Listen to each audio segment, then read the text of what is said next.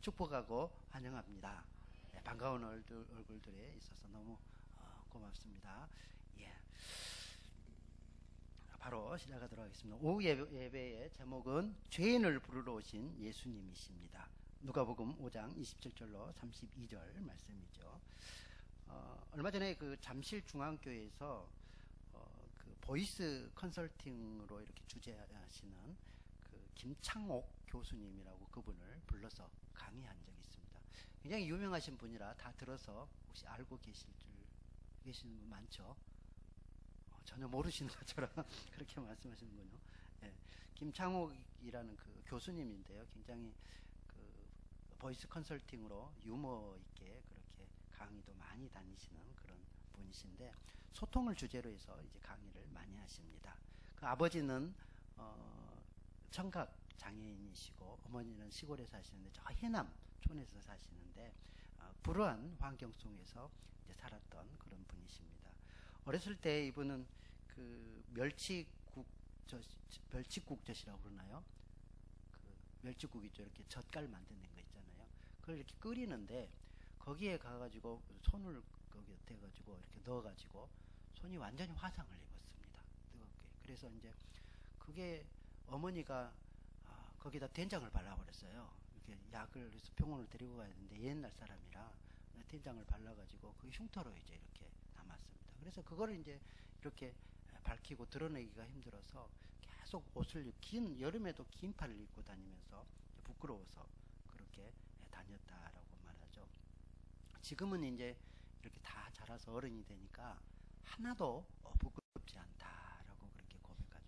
그래서 지금 뭐 이렇게 짧은 팔을 입든지 또는 그것이 드러나든지 그렇게 신경 쓰지 않는다라고 말합니다. 그러나 흉터는 남아있는 것이죠. 그 고백하기를 흉터가 남아있지만 여전히 그 흉터는 옛날처럼, 자기가 부끄러워했던 그 옛날처럼 흉터는 남아있지만 자신의 태도가 바뀌었다라고 말하는 것을 볼 수 있습니다. 여러분, 우리의 태도가 바뀌는 것이 참 중요한 것 같아요. 오늘 그 칼럼 보시면 그 이렇게 마음에 상처되는 그런 말을 할 때에 우리의 태도가 이렇게 연단되면요, 좀 마음에 담대함을 갖고 이렇게 그 마음을 알고 들으면 좀 상처받지 않을 수 있을 것 같습니다. 그래서 이분은 맨정신으로 살기 어려운 그런 힘든, 아주 저도 촌에서 살아봐서 그런 상황을 좀 이해를 합니다.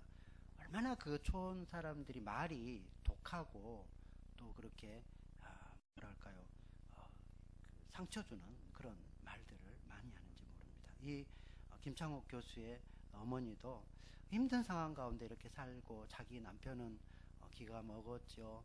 뭐 가정 환경은 어렵죠. 그러니까 그거를 이제 자녀들한테 이렇게 다 발설을 하고, 그래서 자녀들이 굉장하게 상처를 받습니다.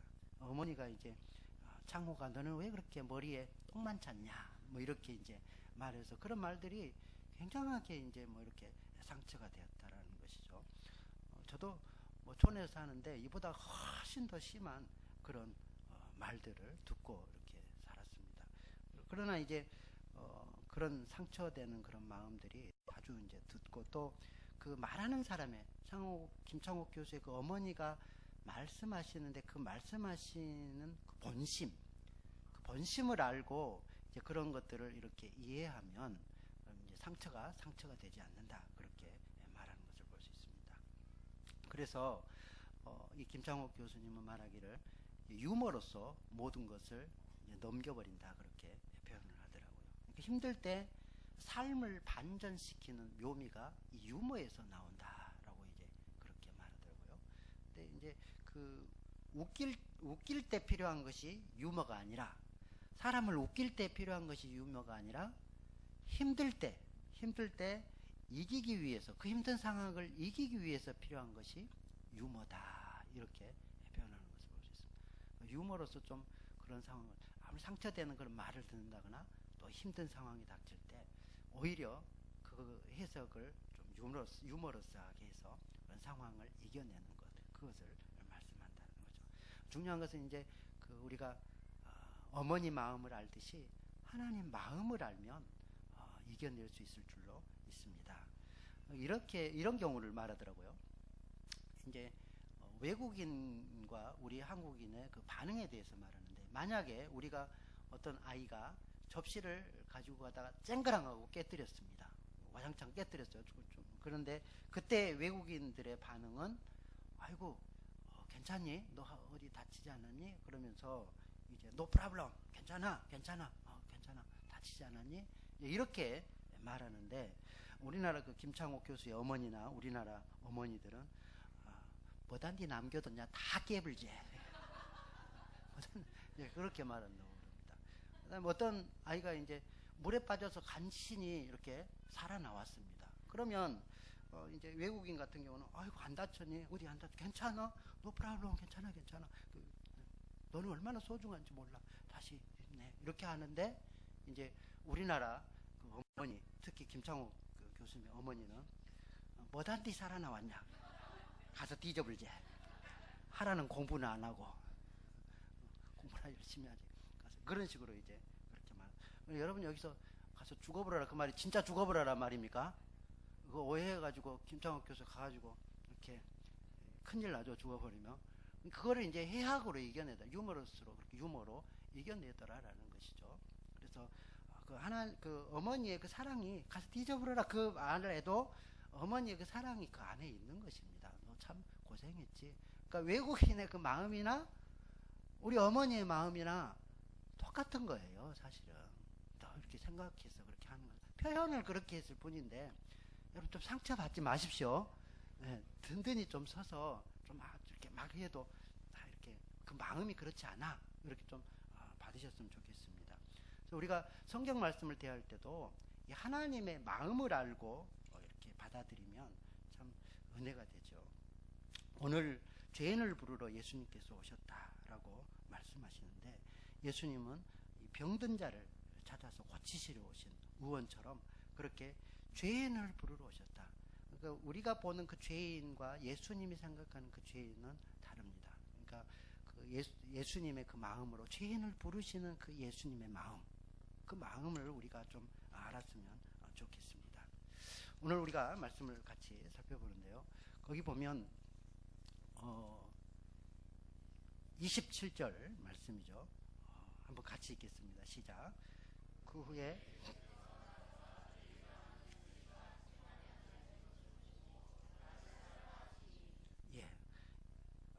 예수께서 나가서 레이라 하는 세리를 만나셔서 그 레이에게 나를 따르라 이렇게 하니까 레이가 즉각적으로 따랐더라라고 기록하고 있죠. 레이는 세리였습니다. 본명은 이제 그 마태라고 말할 수 있고요. 예수님이 지어준 이름이 레이였습니다. 그래서 마태복음을 쭉 지었던 그 저자가 이제 레이입니다. 그래서 직업은 세리였고, 그 세리들 당시는 아주 잘 나가는 그런 공무원이었습니다. 그러니까 상당한 재력을 가지고 있었을 것이다 라고 추측할 수 있었고요. 또 많은 친구들을 불러서 잔치한 것을 볼 때에 친구 관계가 좋았고, 또 그 많은 친구들이 있었다라고 말할 수 있겠죠. 뿐만 아니라 이 레이는 이제 굉장히 자기 일에 최선을 다하는 그런 사람이었던 것을 볼 수 있습니다. 예수님께서 부를 때에 이 자기 일에 첫 번째, 그래서 부르심 전에 자기 일에 충성을 다하라 그랬는데, 레이도 아마 그런 사람이었던 것 같아요. 자기 일에 최선을 다하는 그런 사람이었다라는 거죠. 그래서 오늘 말씀 그 27절에 보면 레이가 어디에 앉아 있다고 말씀합니까? 세관에 앉아 있었습니다. 세리니까 세관에 앉아 있었겠죠. 맞습니까? 세리니까 세관에 앉아 있는 게 맞습니다. 세리인데 엉뚱한 곳에 저기 뭐 노름집에 앉아 있다거나 어디 잔치집 앉아 있다거나 뭐 그렇지 않고 자기가 일하는 그 세관에 앉아 있었다라는 거예요. 이거 참 중요합니다. 어부들도 예수님이 불렀던 베드로와 야고보, 요한, 그 어부였는데 고기 잡는 그 어부, 그 현장에서 고기 잡는 그 현장에서 예수님이 부르시거든요. 자기 고기 잡는 최선을 다하고 있었습니다. 그때 예수님이 부르신 거죠. 마찬가지로 이 세리도 세관에 앉아서 자기 일에 최선을 다하고 있었다라는 것이죠. 그래서 이 레이는 예수님을 자기가 맡은 곳에서 최선을 다하는 그런 모습이 있었다는 것이죠. 근데 레위가 참 특별한 것이 그 자기가 제자로 이렇게 부름을 받았는데 그 부르심이 너무 감사해서 이제 그 잔치를 열더라 그렇게 말하고 있거든요. 그래서 자기를 부르신 그 예수님이 얼마나 귀한 줄을 레위는 알았던 것 같습니다. 알았던 것 같다는 거죠. 믿음이 있는 사람이다라는 거죠.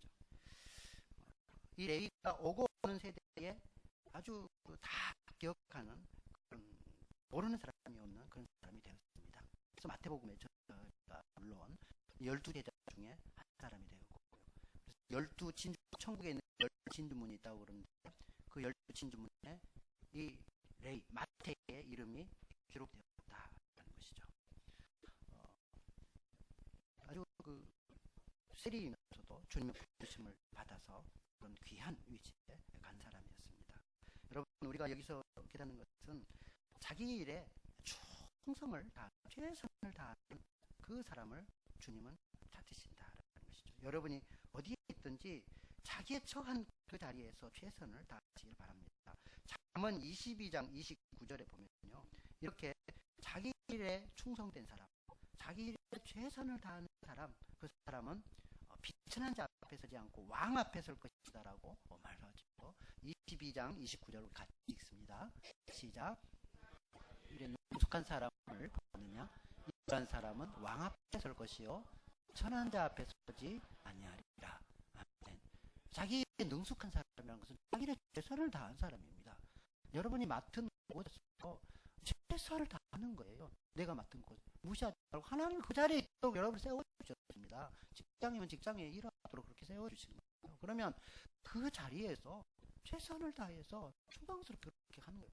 뭐 부끄러워하지 마십시오. 청소하는 사람이면 뭐 청소가 하는 게 부끄럽습니까? 그럼 내가 청소하는 그 일에 최선을 다해서 그렇게 하는 것이죠. 하나님 맡겨둔 것이죠. 생각하시고 최선을 다하는 것이죠. 그런 사람은 아주 하나님께서 귀하게 보십니다. 어떻게 썼나요? 왕 앞에 서고 비천한 앞에 서지 않는다라고 말씀하고 있다는 것이죠. 이제 수업도 시작했는데 거의 다 끝나갈 때 됐네요. 55. 이걸 어떻게 하지?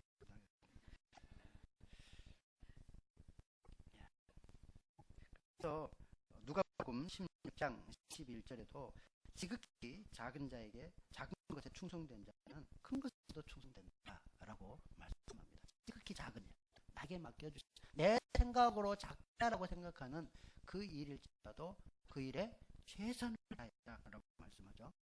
누가복음 16장 11절 시작. 너희가 만일 무례한 재물에도 충성하지 않으면 누가 참된 것으로 너희에게 맡겨. 11절 11절 12절 너희가 만일 남은 것에 충성하지 않으면 너희가 충성하느냐. 그러니까 작은 것에도 우리가 그것에 충성을 다할 때 주님은 더 큰 것도 맡기신다라는 것이죠. 그래서 내가 맡은 자리에서 최선을 다할 때 우리 주님이 우리를 찾아와서 불러주시는 줄 믿습니다. 그러면 그렇게 불러주실 때 우리가 어떻게 해야 되느냐? 즉각 즉시 그 부르심에 응답해야 될 줄 믿습니다. 이 레위인은 그 부르심에 아주 즉각적으로 반응했는 것을 볼 수 있습니다. 27절 28절 그러죠. 나를 따르라 하시니 그 나를 따르라 하는 그 음성을 듣고 즉시 일어나 따랐더라 라고 말씀하고 있죠. 28절 보면 어떻게 따랐다고 그러니까 모든 것을 버리고 일어나 따랐다라고 말씀합니다.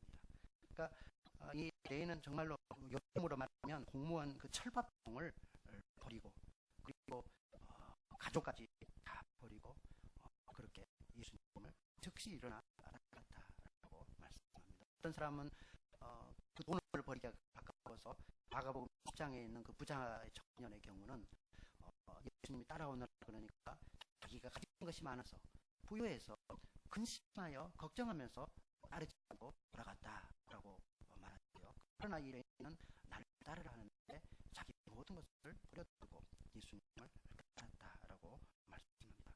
뿐만 아니라 이 레위는 즉각적으로 따르면서 29절 말씀해 보니까 큰 잔치를 열었다라고 말하고 있습니다. 29절 말씀 같이 또 시작. 내가 예수를 위하여 자기 집에서 큰 잔치를 하니 레이와 다른 사람이 함께 예, 이 마태 레이가 예수님을 위해서 큰 잔치를 열었다라고 말씀하고 있다는 거죠. 예수님이 자기를 불러주셔서 제자로 불러주셔서 그 따르는 것이 너무나 고마워서 큰 잔치를 열었다라고 말하고 있다는 거죠.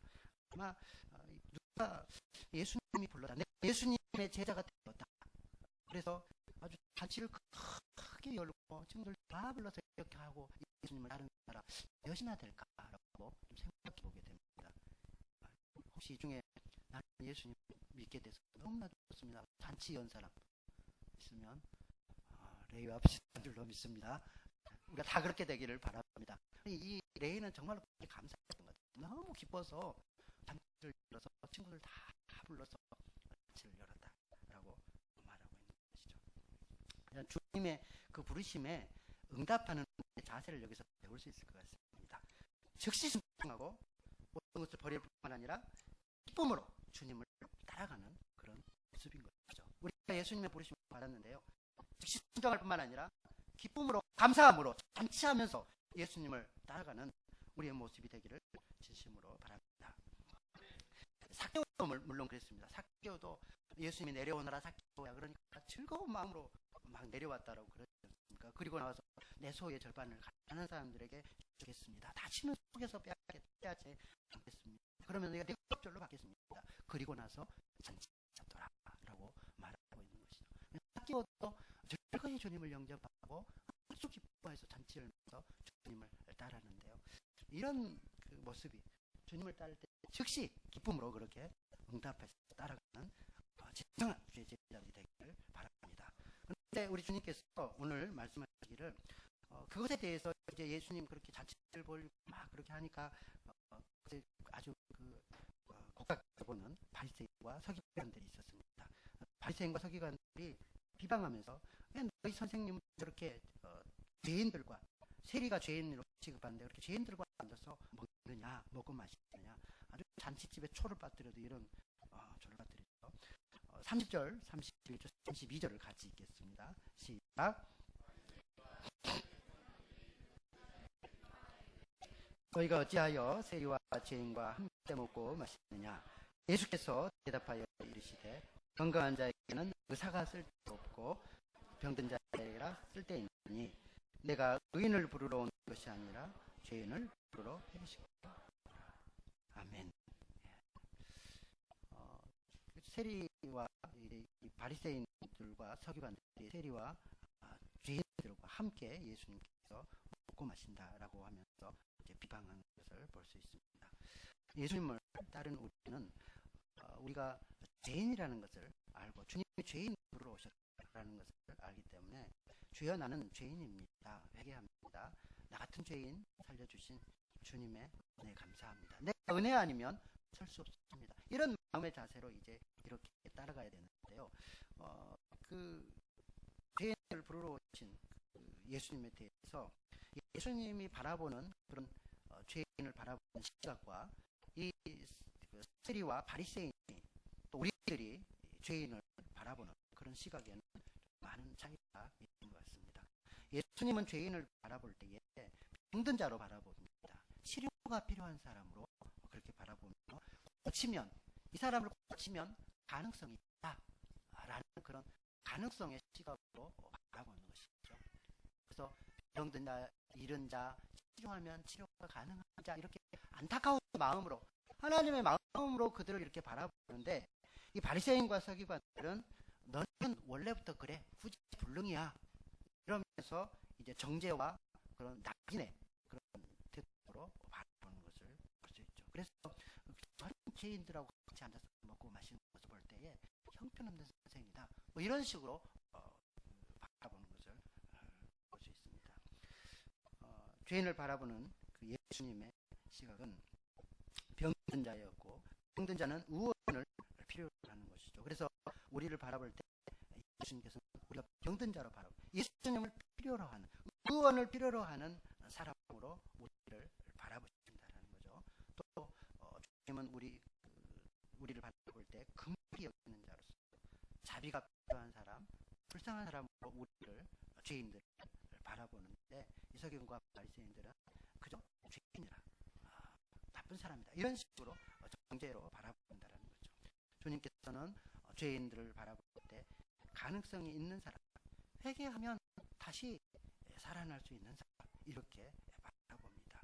이런 시선으로 우리도 똑같이 사람들을 대할 때 낙인 찍지 마시고 저는 안 돼, 그게 불능이야, 그렇게 바라보지 마시고 주님 만나면 저 사람도 얼마든지 가능성이 있어, 새로워질 수 있어, 그런 시각으로 보시기를 바랍니다. 우리 주님께서 잃은 자를 찾으신다고 말하죠. 여기서 죄인은 잃어버린 자입니다. 우리 주님은 찾으면 찾을 수 있는 자, 잃어버린 자로 본다라는 것이죠. 찾아야 할 사람으로 본다는 거죠. 그 말은 주님께서는 굉장히 죄인을 소중하게 여기신다. 여러분, 잃어버렸는데요, 아주 귀한 것을 잃어버렸습니다. 그러면 어떻게 생각하죠? 소중하게 생각할 거 아닙니까? 예수님께서 죄인들을 잃어버린 자로 생각합니다. 그것도 아주 소중한 것을 잃어버렸는데, 예를 들면 자기 아들을 잃어버리거나 딸을 잃어버린 자로 그렇게 보시더라라는 것입니다. 하나님의 마음이죠. 죄인을 바라보신 하나님의 마음은 저거는 보석인데 왜 저기 있지, 뭐 이런 식으로 본다라는 거예요. 아들로, 딸로 보기 때문에 소중하게 본다라는 거죠. 누가 17장에도 역시 마찬가지로 그렇게 나오죠. 또 19장에 거기 보면 보물을 찾은, 잃어버린 드라마를 찾는 것을 볼 수 있죠. 그래서 잃어버린 지주를 찾는 그런 마음으로 주님께서는 병든 자, 죄인, 잃어버린 자를 찾으신다라고 말씀합니다. 주님께서 왜 찾으신다고요? 소중하니까, 그러니까 주님의 가니까, 주님의 보배이기 때문에 지금도 주님은 잃어버린 자를 찾고 죄인을 부르시는 줄 믿습니다. 그래서 그 장자를 기다리는 아버지처럼 주님께서는 우리가 회개하고 주님께 돌아오기를 원하시죠. 회개라는 것은요, 회개라는 것은 잘못을 뉘우치는 것도 회개지만 예수님께로 돌아오는 것, 예수님을 믿고 하나님 아버지께로 돌아오는 것.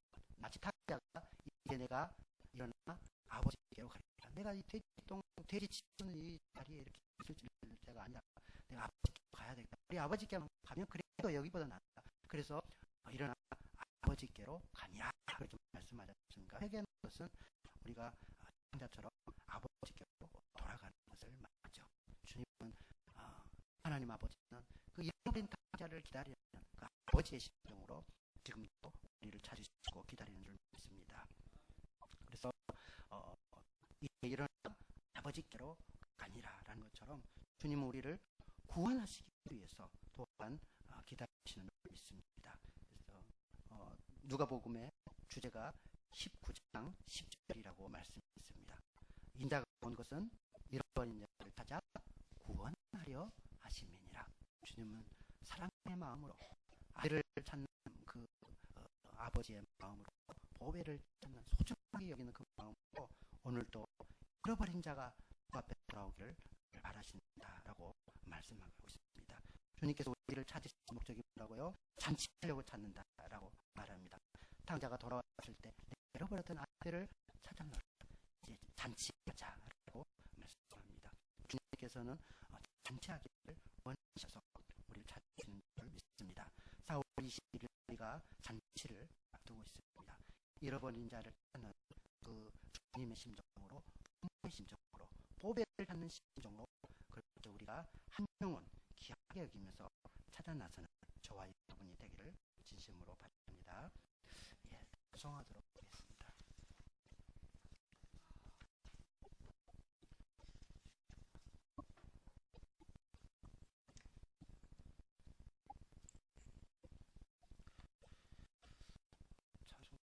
찬송가 522장을 보도록 하죠.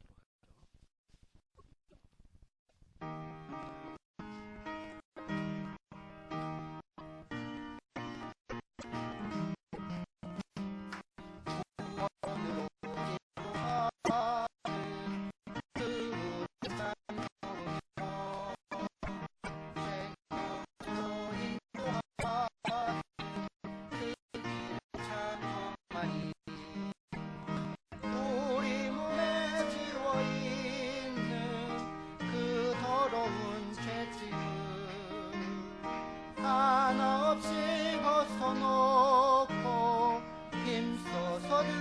갑시다.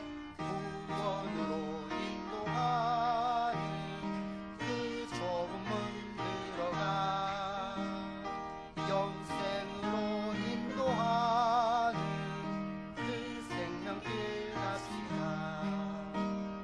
이 세상에 많은 사람 큰 문으로 들어가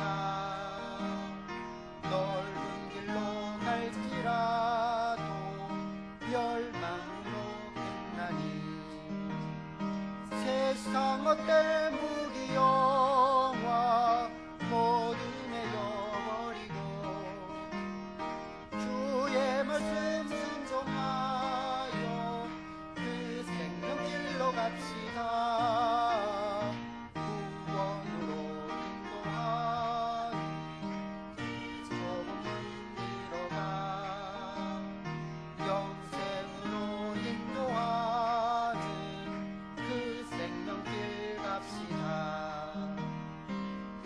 구원의 문 열렸으니 주의 공로 힘입어 주저 말고 들어가